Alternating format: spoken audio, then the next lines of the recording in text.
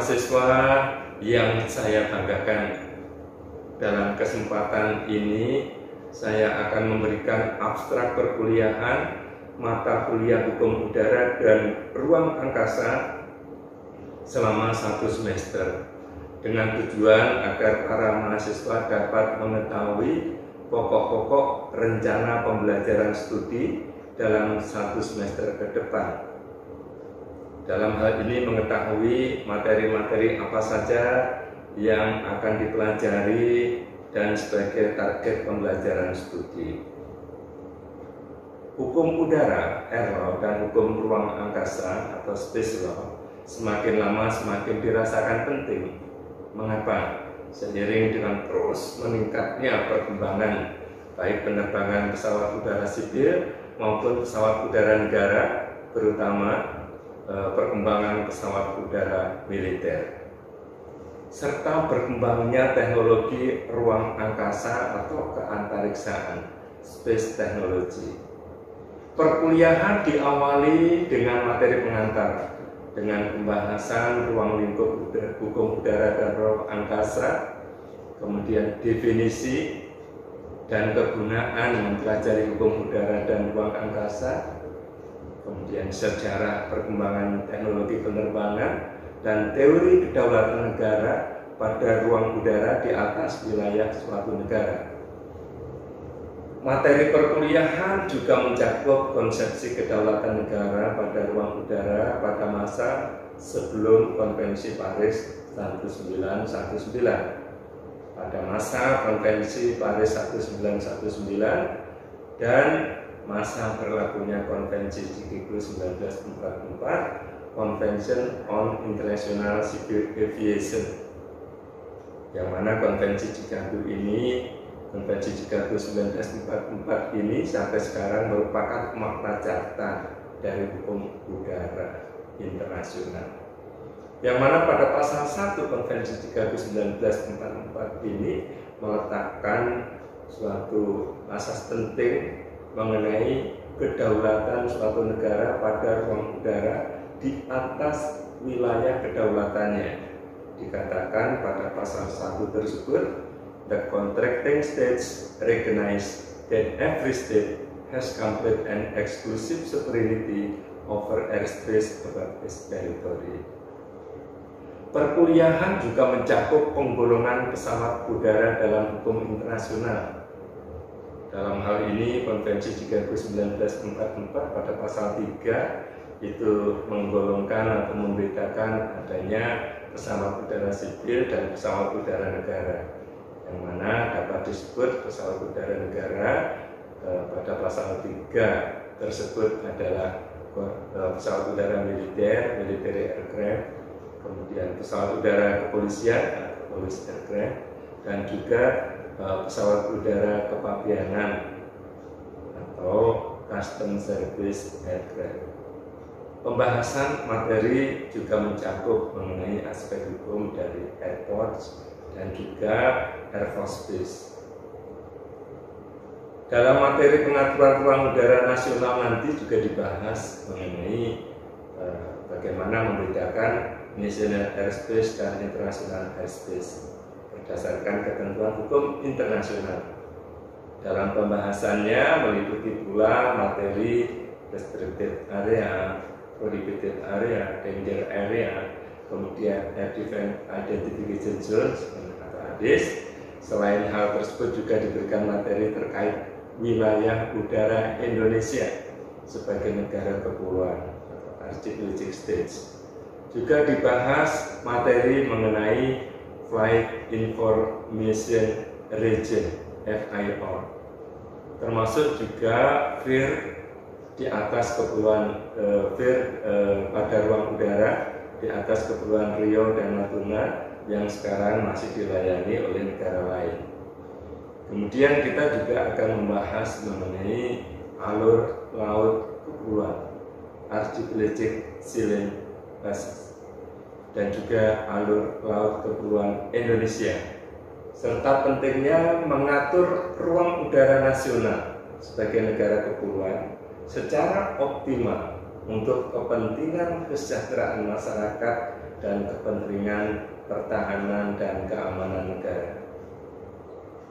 Dalam perkuliahan juga diberikan materi pengaturan penghormatan atau due regards terhadap keselamatan penerbangan sipil oleh suatu negara anggota peserta Konvensi Chicago 1944 dan kewajiban untuk menahan diri menggunakan senjata terhadap pesawat udara sipil sebagaimana diatur dalam ketentuan hukum internasional dalam artikel 3 bis of Chicago Convention of 1944 amandemen tahun 1984. Lebih lanjut juga diberikan materi perkuliahan terkait penegakan hukum terhadap pelanggaran wilayah udara dalam hukum internasional dan hukum nasional.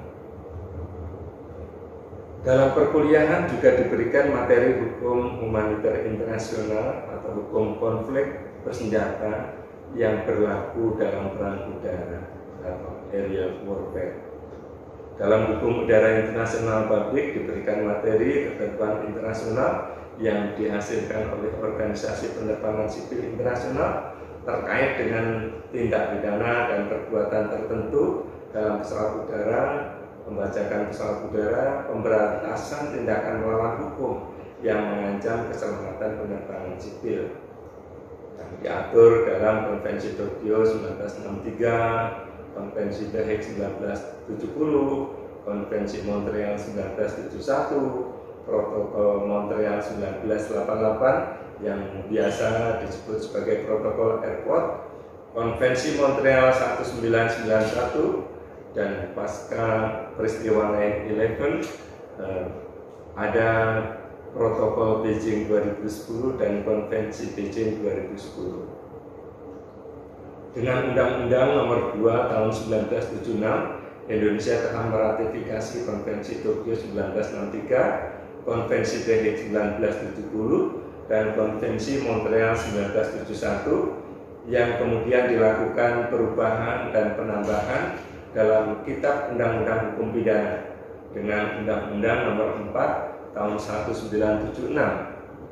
Dengan semakin meningkatnya terorisme penerbangan, dengan semakin meningkatnya terorisme di Indonesia pada kurun waktu tersebut, maka berdasarkan Perpu Nomor 1 Tahun 2002, keseluruhan jenis tindak pidana penerbangan dalam KUHP tersebut dimasukkan dalam Perpu Nomor 1 Tahun 2002, Junto Undang-Undang Nomor 15 Tahun 2003, Junto Undang-Undang Nomor 5 Tahun 2018. Perkuliahan juga mencakup hukum udara internasional perdata dan ketentuan tanggung jawab pengangkut dalam perundang-undangan di Indonesia, antara lain jika pesawat udara sipil mengalami kecelakaan, bagaimana bentuk tanggung jawab maskapai penerbangan tersebut, berapa besaran ganti kerugian yang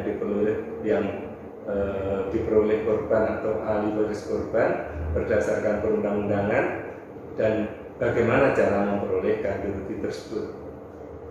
Untuk itu juga diberikan materi Konvensi Warsaw 1929, Convention for the Unification of Certain to International Carriers by Air, dan perubahan-perubahannya. Juga diberikan Konvensi Montreal 1999, yaitu Convention for the Unification of Certain Rules for the International Carriers by Air, yang ditandatangani di Montreal pada tanggal 28 Mei tahun 1999. Konvensi Montreal 1999 tersebut telah diratifikasi pemerintah Indonesia dengan Peraturan Presiden Nomor 95 Tahun 2016. Perkuliahan juga mencakup tanggung jawab maskapai penerbangan dan besaran ganti kerugian dalam hal terjadi kecelakaan pesawat udara sipil yang diatur dalam Undang-Undang Nomor 1 Tahun 2009 tentang penerbangan dan peraturan pelaksanaannya, antara lain dalam Peraturan Menteri Perhubungan Nomor PM 77 Tahun 2011 tentang tanggung jawab pengangkut angkutan udara beserta perubahannya. Dalam materi pemberian materi hukum ruang angkasa, diberikan materi perkembangan teknologi ruang angkasa, manfaat yang luar biasa bagi kehidupan manusia dalam segala aspek. Begitu pula dampak-dampak yang ditimbulkan berupa sampah ruang angkasa atau space debris yang menyebabkan hukum ruang angkasa ini menjadi semakin penting untuk dipelajari dan dipahami serta perlu terus dikembangkan. Materi-materi perkuliahan meliputi ketentuan mengenai perjanjian internasional yang mengatur penggunaan dan eksplorasi ruang angkasa. Kemudian juga membahas mengenai status hukum atau legal status dari ruang angkasa, termasuk bulan dan benda langit lainnya. Kemudian dipelajari juga mengenai definisi dan delimitasi ruang angkasa, mempelajari juga instrumen hukum legally binding dan non legally binding. Kemudian juga permasalahan penggunaan geostationary orbit atau GSO, mitigasi sampah ruang angkasa atau space debris, pendaftaran, registration, dan juga pertanggungjawaban liability kegiatan ke ruang angkasa. Begitu juga mempelajari legislasi nasional, jadi undang-undang mengenai keantariksaan yang berlaku di Indonesia. Pembahasan hukum ruang angkasa juga mencakup responsibility dan liability, bagaimana pertanggungjawaban negara peluncur jika dalam kegiatannya menimbulkan kerugian atau kerusakan pada permukaan bumi, pada pesawat udara yang sedang in flight.